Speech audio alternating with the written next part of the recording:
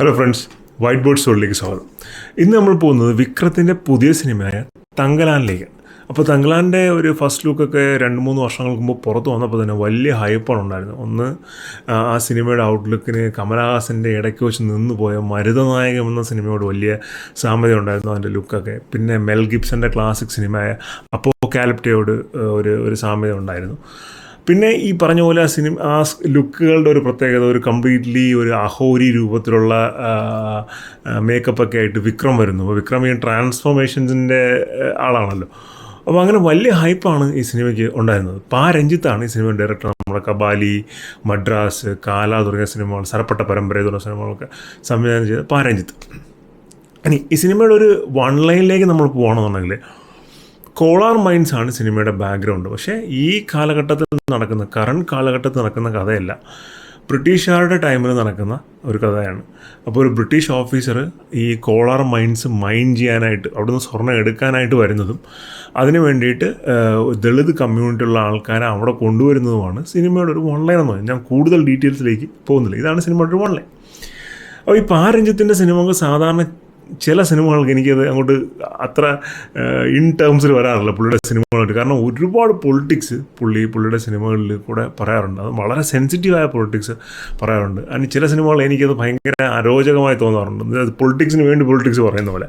എല്ലാ സിനിമകളും അങ്ങനെയല്ല. മദ്രാസ് പൊളിറ്റിക്സ് പറയുന്നുണ്ടെങ്കിലും വളരെ നല്ല രീതിയിലാണ് പറഞ്ഞത്. പക്ഷേ കാലായിലെത്തിയപ്പോൾ അത് അങ്ങനെ ആയിരുന്നില്ല. അപ്പോൾ അതുകൊണ്ട് എനിക്ക് ഈ രഞ്ജിത്താണ് ഇതിൻ്റെ ഡിറക്ഷൻ എന്നുള്ളതുകൊണ്ട് ചെറിയൊരു സങ്കോചം ഉണ്ടായിരുന്നു ഈ സിനിമ ഫസ്റ്റ് ഷോ തന്നെ കാണാനായിട്ട് പോകുന്നതിന്. പക്ഷേ ലാസ്റ്റ് വന്ന് സരപ്പെട്ട പരമ്പരയിൽ ഗംഭീരം പടമായിരുന്നു.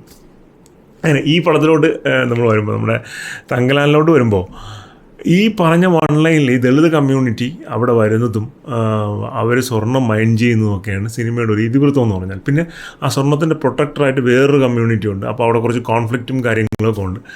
അങ്ങനെയൊക്കെയാണ് ഈ സിനിമയുടെ ഒരു കഥ മുന്നോട്ട് പോകുന്നത്. ഗംഭീരമായ സ്ക്രീൻ പ്ലേ ആണ്. അത് നമുക്ക് പറയാണ്ടിരിക്കാം. എനിക്ക് തോന്നുന്നു രഞ്ജിത്തിൻ്റെ കരിയറിലെ ഏറ്റവും ബെസ്റ്റ് സ്ക്രീൻ പ്ലേ ആണ്. പുള്ളിയും വേറെ 2 പേരും കൂടെ ചേർന്നാണ് ഇതിൻ്റെ സ്ക്രീൻ പ്ലേ വർക്കൗട്ട് ചെയ്തിരിക്കുന്നത്. വളരെ സ്ട്രോങ് സ്ക്രീൻ പ്ലേ ആണ്. അത് സപ്പോർട്ട് ചെയ്യുന്ന നിലയിൽ, അതിനെ മാക്സിമം പൊട്ടൻഷ്യൽ എത്തുന്ന രീതിയിലാണ് അതിൻ്റെ കാസ്റ്റിൻ്റെ പെർഫോമൻസ്. അത് വിക്രമായാലും ശരി, നമ്മുടെ പാർവതി തിരുവോത്തായാലും, മാളവിക മോഹനായാലും, പശുപതി ആയാലും ഗംഭീരമായ പെർഫോമൻസാണ്. ആ പെർഫോമൻസ് ഭയങ്കരമായ സീൻസിനെ എലിവേറ്റ് ചെയ്ത് ഒരു നെക്സ്റ്റ് ലെവലിൽ എത്തിക്കുന്ന രീതിയിലുള്ള ഒരു പെർഫോമൻസ് ഈ പടത്തിൻ്റെ അകത്ത് വരുന്നുണ്ട്.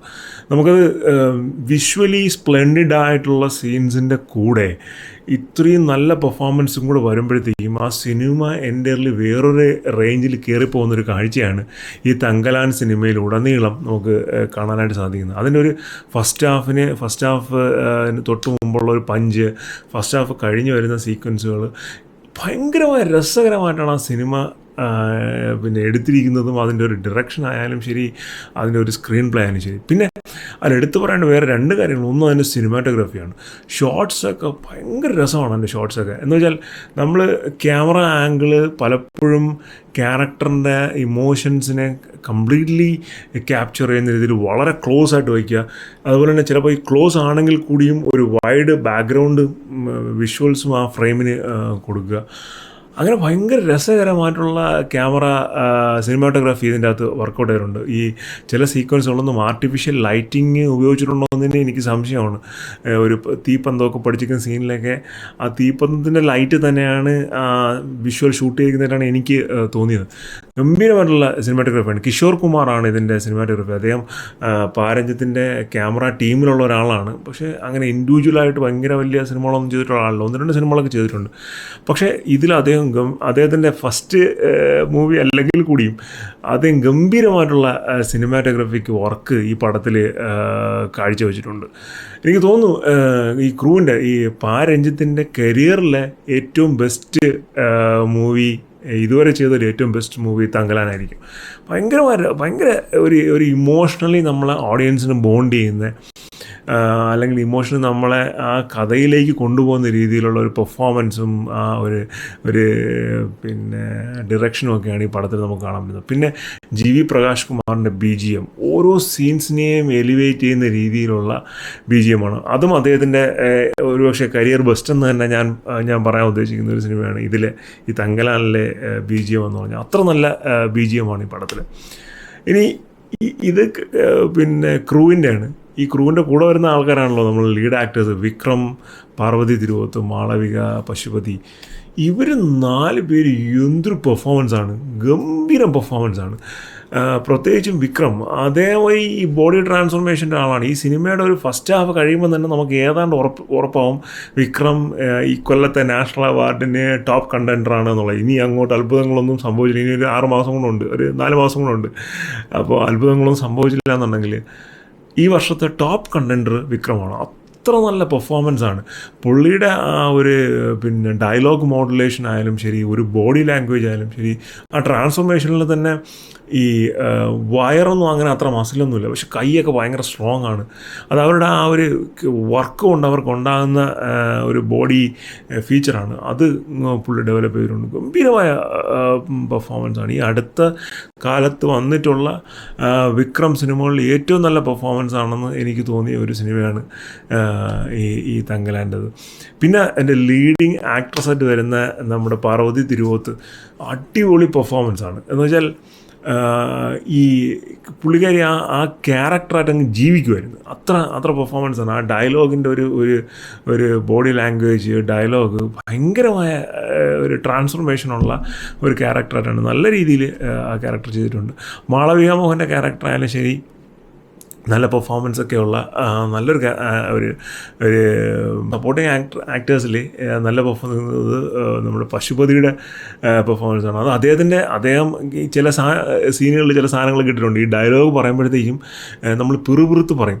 പക്ഷേ ഡയലോഗ് പറയുന്ന ആൾക്ക് അതെന്താണ് പറയുന്നത് അറിയായിരിക്കും, പക്ഷെ കേൾക്കുന്ന ആൾക്ക് അത് കറക്റ്റായിട്ട് മനസ്സിലാവില്ല എന്താണ് പറയുന്നതെന്ന്. അത് ആ സാധനങ്ങളൊക്കെ അഭിനയിച്ച് ഫലിപ്പിക്കാൻ ഇച്ചിരി പാടാണ്. അതൊക്കെ പുള്ളി വേറെ ക്ലാസ് ലെവലാക്കിയിട്ടുണ്ട്. മൊത്തത്തിൽ ഈ സിനിമ എന്ന് പറഞ്ഞാൽ എല്ലാ ഡിപ്പാർട്ട്മെൻറ്റിലും എക്സൽ ചെയ്ത് നിൽക്കുന്ന ഒരു പടമാണ്. ആക്ടിങ് ആയാലും ശരി, സ്ക്രീൻ പ്ലേ ആയാലും ശരി, ടെക്നിക്കൽ, സിനിമാറ്റോഗ്രാഫി, മ്യൂസിക്, എല്ലാ ഡിപ്പാർട്ട്മെൻറ്റിലും ഗംഭീരമായിട്ടുള്ള ഒരു പടമാണ്. എല്ലാ ഹൈപ്പിനും മാച്ച് ചെയ്യുന്ന രീതിയിലുള്ളൊരു മൂവിയാണ്. 100% തിയേറ്റർ വാച്ചാണ്. ഒരിക്കലും ഇത് തിയേറ്ററിൽ മിസ് ചെയ്യാൻ പാടില്ല. ഗൂസ് ബമ്പിങ് സീൻസാണ് ഇതിൽ ഉടനീളം. പൊളിറ്റിക്സ് പറയുന്നുണ്ട് സിനിമയിൽ, ശക്തമായ പൊളിറ്റിക്സ് പറയുന്നുണ്ട്. പക്ഷേ ഒരിക്കലും പൊളിറ്റിക്സിന് വേണ്ടി ഒരു പൊളിറ്റിക്സ് പറയുന്നതായിട്ട് നമുക്ക് ഒരിക്കലും തോന്നില്ല. വളരെ സ്മൂത്തായിട്ട് സ്ക്രീൻ പ്ലേ ആയിട്ട് അത് ജെല്ല് ചെയ്തിരിക്കുകയാണ്. അതുകൊണ്ട് നിങ്ങൾ തീർച്ചയായിട്ടും തിയേറ്ററിൽ പോയിട്ട് സിനിമ കാണുക. പിന്നെ ഒരു കാര്യം എന്ന് വെച്ചാൽ കുറച്ച് വയലൻറ്റ് സീൻസൊക്കെ ഉണ്ട് അവിടെ ആയിട്ട്. വയലൻ്റ് എന്ന് പറയാൻ പറ്റില്ല. ഇപ്പോൾ കില്ല് പോലുള്ള സിനിമകളൊക്കെ വലിയ ഹിറ്റാണ്. അപ്പോൾ അതുകൊണ്ട് അത് ഭയങ്കരമായ വയലൻ്റ് എന്ന് പറയാൻ പറ്റില്ല. എന്നാലും ചെറിയ രീതിയിലുള്ള വയലൻസ് ഒക്കെ ഉണ്ട്. പിന്നെ ഈ പാമ്പുകളെയൊക്കെ കണ്ടാലൊക്കെ വലിയ പേടി തോന്നുന്ന ആൾക്കാരുണ്ട്. അവരൊന്നും ഈ സിനിമ പ്ലേ ചെയ്യുന്ന സ്ഥലത്തെ പോകരുത്. കാരണം ഇതിൻ്റെ അകത്ത് ഒരു 10-20 സീൻ ആ സ്നേക്സിനെ വെച്ചിട്ടുള്ള സീൻസ് ഉണ്ട്. അതും കുറച്ച് കടുപ്പത്തിലുള്ള സീൻസാണ്. അപ്പോൾ തീർച്ചയായിട്ടും കാണുക. ഈ സിനിമയ്ക്ക് അങ്ങനെ പോരായ്മകളായിട്ട് പറയാമെന്നില്ല. പറയാനായിട്ട് വേണമെങ്കിൽ ഈ അനിമൽസിനെ കാണിക്കുന്ന 1-2 സീനിലൊക്കെ അതിൻ്റെ ഗ്രാഫിക്സ് ഇച്ചിരി വീക്കാണ്. അങ്ങനെ ഭയങ്കരമായ കുറ്റമറ്റ ഗ്രാഫിക്സ് ഒന്നുമല്ല. പക്ഷേ അതൊന്നും ഒരു പോരായ്മയായിട്ടൊന്നും നമുക്ക് വേണമെങ്കിൽ പറയാമെന്നുള്ളതേ ഉള്ളൂ. തീർച്ചയായിട്ടും നിങ്ങൾ തിയേറ്ററിൽ പോയി സിനിമ കാണുക. ഒരിക്കലും മിസ് ചെയ്യരുത്. ഒരു അടിപൊളി തിയേറ്റർ എക്സ്പീരിയൻസ് ആണ് ഈ പടം. ഈ വർഷം ഇറങ്ങിയ സിനിമകളിൽ, ഇന്ത്യൻ സിനിമകളിൽ ഞാൻ കണ്ട സിനിമകളിൽ വെച്ചിട്ട് ബെസ്റ്റ് മൂവി എന്ന് 100% വിശേഷിപ്പിക്കാൻ പറ്റുന്ന സിനിമയാണ് തങ്കലാൻ. അപ്പോൾ തിയേറ്ററിൽ പോയി കാണുക. ഏറ്റവും നല്ല സൗണ്ടും വിഷ്വലുള്ള തിയേറ്ററിൽ പോയി കാണുക. കണ്ടിട്ട് നിങ്ങളുടെ അഭിപ്രായം പറയുക. അപ്പോൾ വീഡിയോസ് ഇഷ്ടപ്പെടുന്നുണ്ടെങ്കിൽ ലൈക്ക് ചെയ്യുക, ഷെയർ ചെയ്യുക, സബ്സ്ക്രൈബ് ചെയ്യുക. അപ്പോൾ മറ്റൊരു വീഡിയോ ആയിരിക്കും. ബൈ.